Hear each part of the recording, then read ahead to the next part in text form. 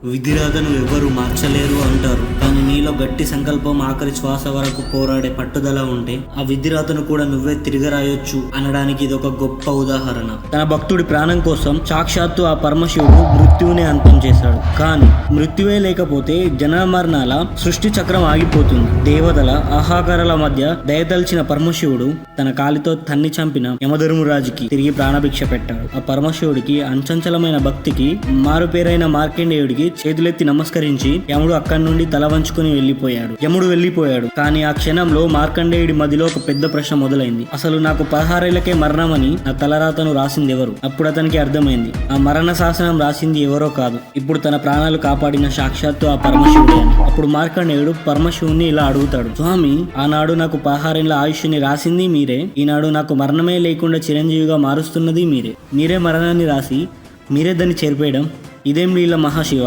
అని అంటాడు మార్కండేయుడు. ఆ పసివాడి అమాయకపు ప్రశ్నకు మహాశివుడు చిరునవ్వు చిందించాడు. దేవుడు రాసిన రాతను దేవుడే ఎందుకు మార్చాడో చెబుతూ కాలాన్నే శాసించే ఒక సమాధానం ఇచ్చాడు. మార్కండేయ, ఆనాడు నేను మరణాన్ని రాయలేదు, నీ తండ్రికి ఒక అవకాశం ఇచ్చాను. 100 ఏళ్ల అజ్ఞాని కన్నా 15 ఏళ్ల మహాజ్ఞాని గొప్పవాడని ఆయన నిన్ను కోరుకున్నాడు. ఆ 16 ఏళ్ల గడువు నీ భక్తికి నేను పెట్టిన పరీక్ష.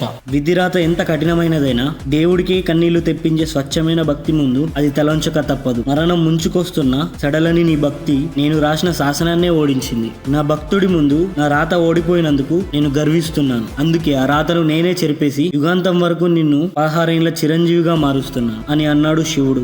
విధిరాతను ఎవ్వరూ మార్చలేరు అనుకునే వాళ్ళకి ఈ కథ ఒక అద్భుతమైన ఉదాహరణ. కానీ ఆగండి, కథ ఇక్కడితో ముగిసిపోలేదు. అసలైన కథ ఇప్పుడే మొదలైంది. మృత్యువునే గెలిచిన ఈ బాలుడికి సృష్టి అంతమయ్యే మహాప్రలయం చూడాలనే కోరిక ఎందుకు పుట్టింది? రక్తం ఏరులై పారే మహాసంగ్రామాలను కత్తి కూడా పట్టని 16 ఏళ్ల కుర్రాడు ఎందుకు సాక్షిగా మారాల్సి వచ్చింది? దేవుళ్ళకే దారి చూపించిన మార్కండేయుడి అసలైన చరిత్ర ఇప్పుడే మొదలైంది.